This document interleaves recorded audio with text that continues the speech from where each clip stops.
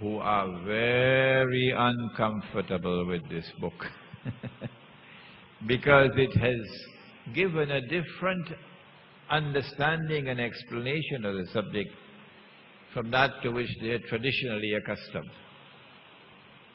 And so Allah speaks about a town which He destroyed, and the people were expelled. And then He placed a ban that they could never return to reclaim that town as their own. حتى إذا فتحت يأجوج ومأجوج وهم من كل حدب ينسلون, until Gog and Magog are released. Allah releases them, not the Security Council of the UN.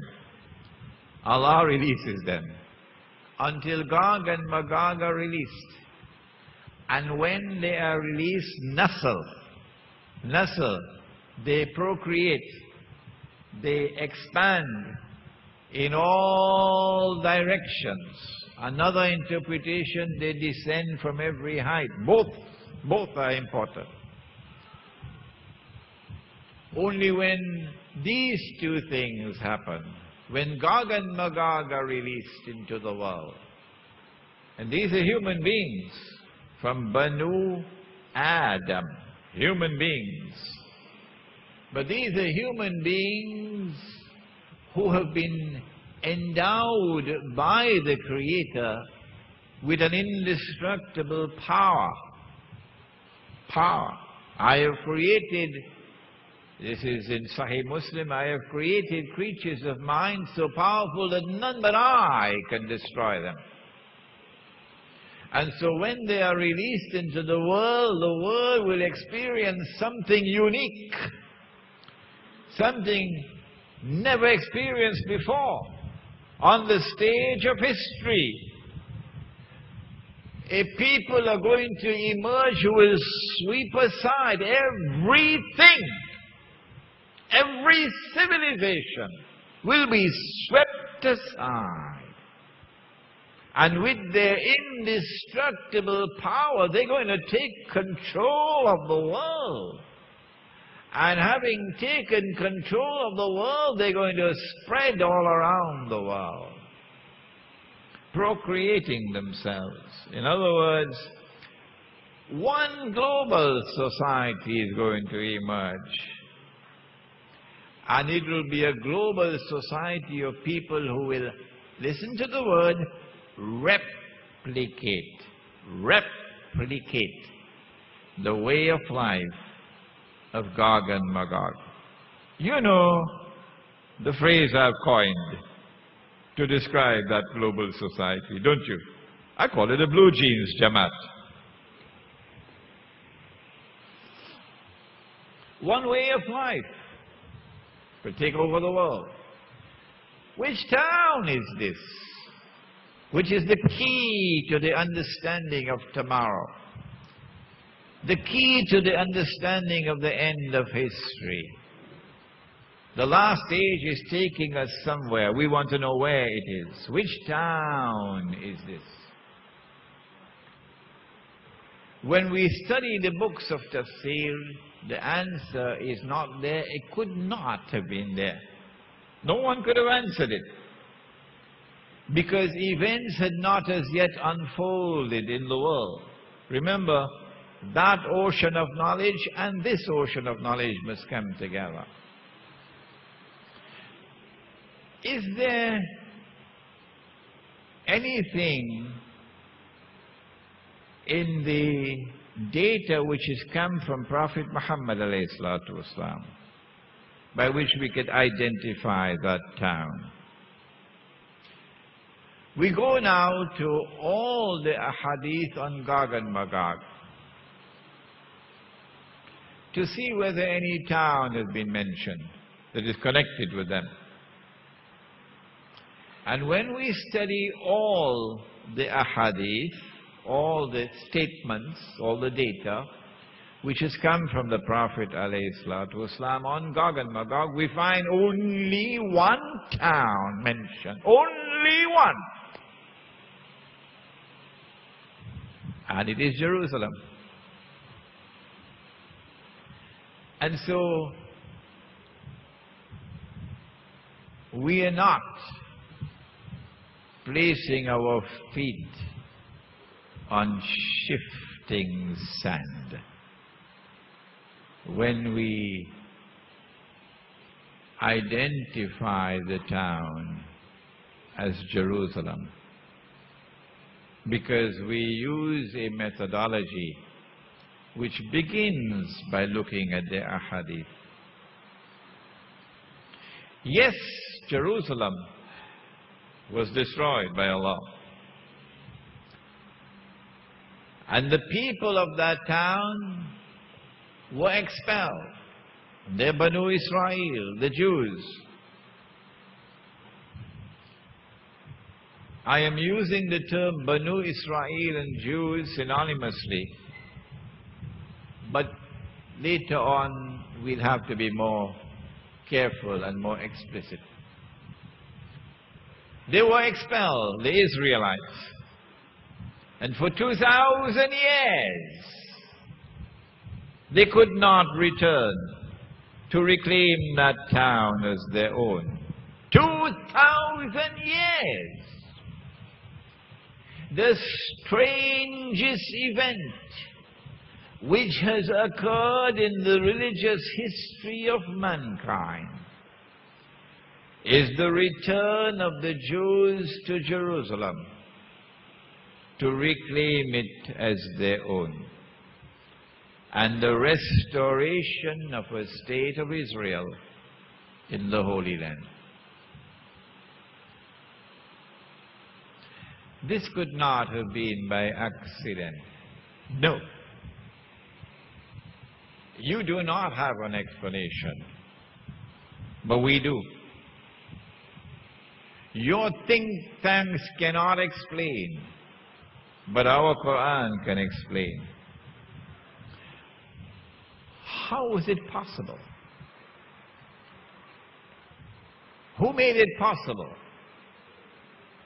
The answer is, when that Jewish-Christian alliance emerged in Europe and modern Western civilization was created, modern Western civilization burst upon the world, not only with an amazing, absolutely amazing scientific and technological revolution which is constantly continuing. It is not finished. And we have benefited, mankind has benefited tremendously from modern Western civilization.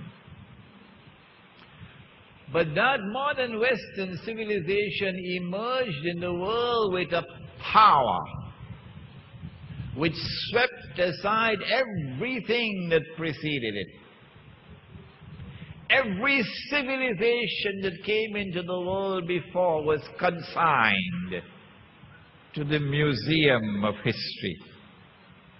Every civilization that preceded it became moribund, obsolete. And only modern Western civilization took center stage to control the entire stage of history.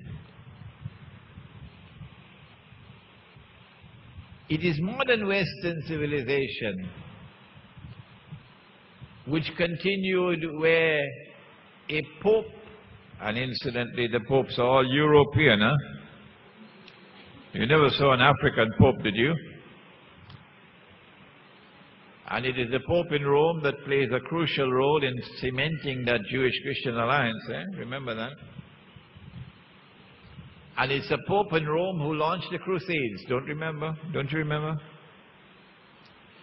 And launches a mysterious struggle in the name of Christianity to liberate Jerusalem.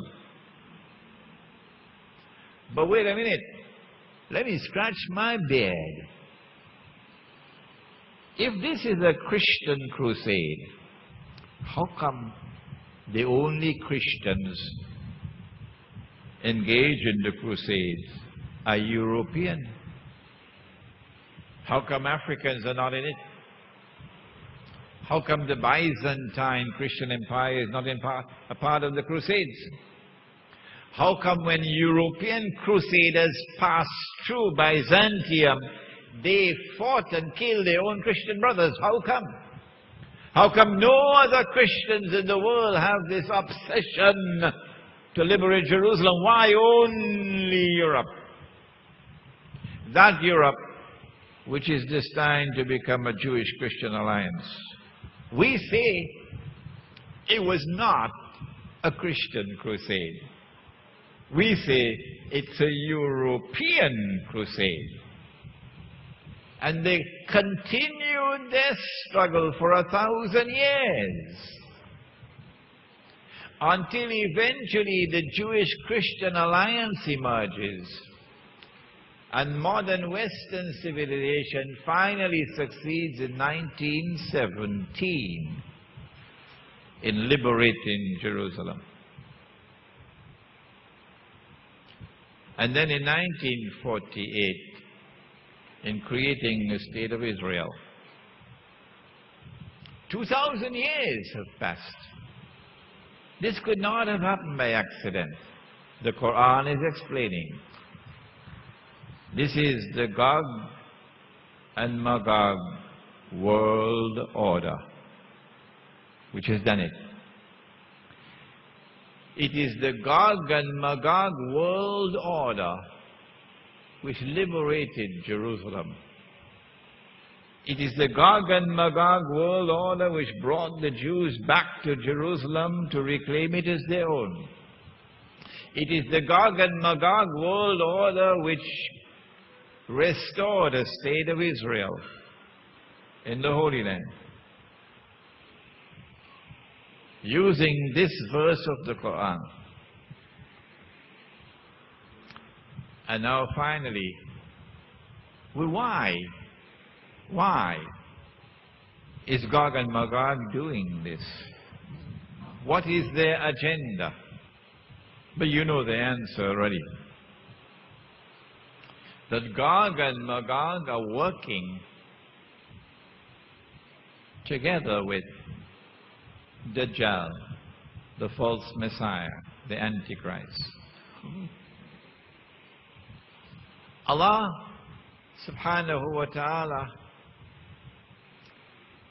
promised the Israelite people that He would send to them, not to the United States, a prophet who would be their own and who would be known as Al-Massiah, the Messiah. And the Messiah would rule the world from the throne of David, Dawood alayhi salam, and therefore the state of Israel, Jerusalem. And his rule would be eternal. And the Israelite people understood that to mean that they are going to rule the world one more time, as they ruled the world in the time of Solomon alayhi salam and David alayhi salam.